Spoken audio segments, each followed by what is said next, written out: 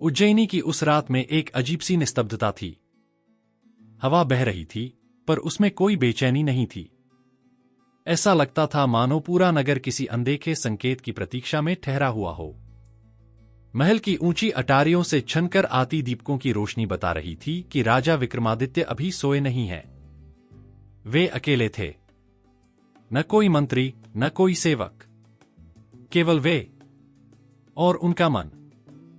राजा विक्रमादित्य, एक ऐसा नाम जो केवल सत्ता का प्रतीक नहीं था, बल्कि न्याय, साहस और धर्म का पर्याय बन चुका था। उन्होंने अपना पूरा जीवन दूसरों के लिए जिया था, प्रजा के दुख को अपना दुख माना, राज्य की चिंता को अपनी नींद से ऊपर रखा। पर उस रात पहली बार वे अपने भीतर झांक रहे थे। उनके मन में कोई भय नहीं था, पर एक प्रश्न अवश्य था। क्या मैं सचमुच वही हूं जो लोग मुझे समझते हैं? महल के बाहर चांद अपनी पूरी शीतलता के साथ चमक रहा था। तारे जैसे स्थिर हो गए थे। समय थमसा गया था। और तभी राजा ने अनुभव किया, वे अकेले नहीं हैं। पीछे मुड़ने की आवश्यकता नहीं पड़ी। उपस्थिति स्वयं ही अपनी पहचान करा रही थी। एक गंभीर, शांत और स्थिर आकृति सामने प्रकट हुई।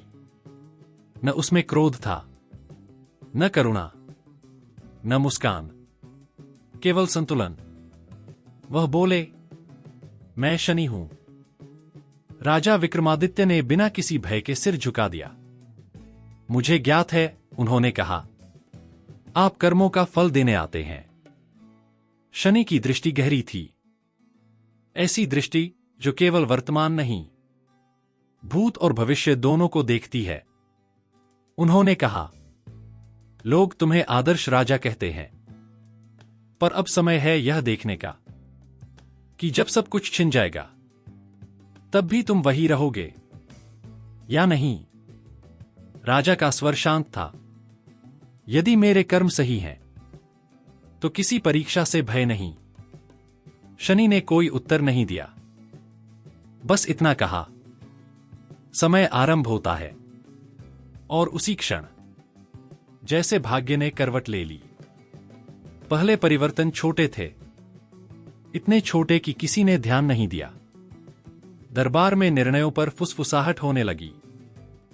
मंत्री, जो कभी राजा के शब्दों को अंतिम सत्य मानते थे, अब सलाह देने लगे और फिर प्रश्न उठाने लगे।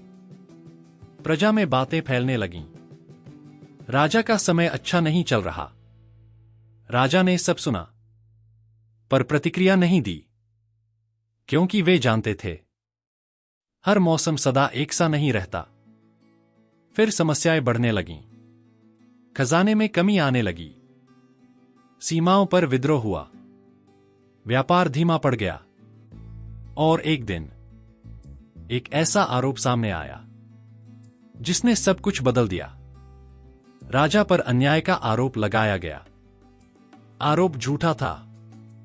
राजा जानते थे, कुछ मंत्री भी जानते थे, कई नागरिक भी जानते थे, पर कोई बोला नहीं।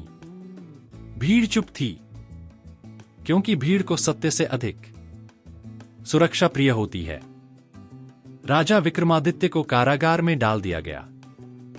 पत्थर की दीवारें, ठंडी जमीन, लंबी अंतहीन रातें। पहली बार उन्होंने महसूस किया, जब शक्ति चली जाती है तो शब्द भी साथ छोड़ देते हैं। उन्होंने स्वयं से पूछा, क्या यही वह क्षण है जब इंसान टूट जाता है? पर भीतर कहीं कुछ अड़िग था। एक आवाज कहती रही, यदि तू सही था तो स्वयं पर विश्वास रख। समय बीतता गया। दिन और रात का अंतर मिटने लगा।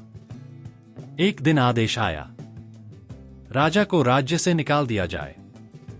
न मुकुट, न वस्त्र, न पहचान। राजा अब एक साधारण मनुष्य थे। भूख लगी तो भिक्षा मांगी, काम मिला तो मजदूरी की। वे हाथ जो कभी राजमुद्रा थामते थे, अब मिट्टी और पसीने से भर गए। एक नगर में उन्हें तेल की चक्की पर काम मिला। दिन भर गोल गोल घूमते हुए वे लोगों की बातें सुनते। कोई अपने भाग्य को कोसता, कोई समय को, कोई देवताओं को। राजा चुप रहते, पर भीतर एक ही विचार गूंजता, कर्म से बड़ा कोई सहारा नहीं। एक दिन उसी नगर में एक युवक पर चोरी का आरोप लगा। भीड़ उसे दोषी मान चुकी थी, दंड तय हो चुका था। राजा आगे बढ़े, धीमे स्वर में बोले, दंड से पहले सत्य जान लो। लोग हंसे, पर जांच हुई, युवक निर्दोष निकला। भीड़ चुप हो गई। राजा फिर चुपचाप अपनी चक्की पर लौट आए। समय बीतता गया, शरीर कमजोर होने लगा। एक दिन वे काम करते करते गिर पड़े। मालिक ने उन्हें निकाल दिया।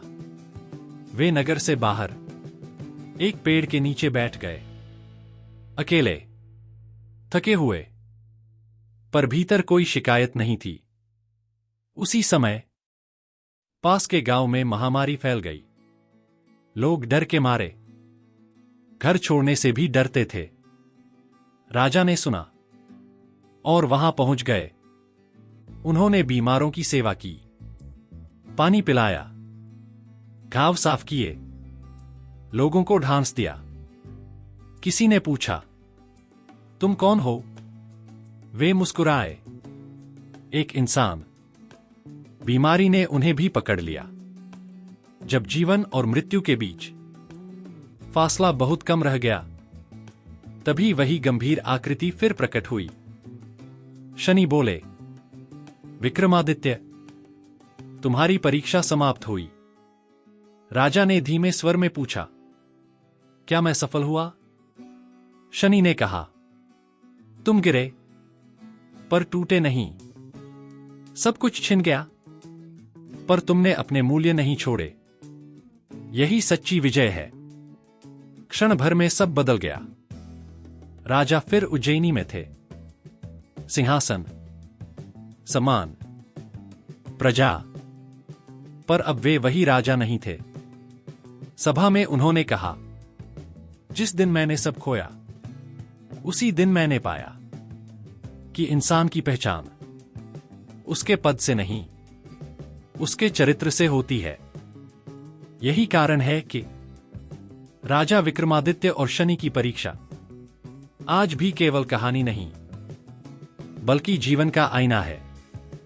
दीपक अब भी जल रहा है, और यह कथा भी, क्योंकि जब तक जीवन है, परीक्षा आती ही रहती है।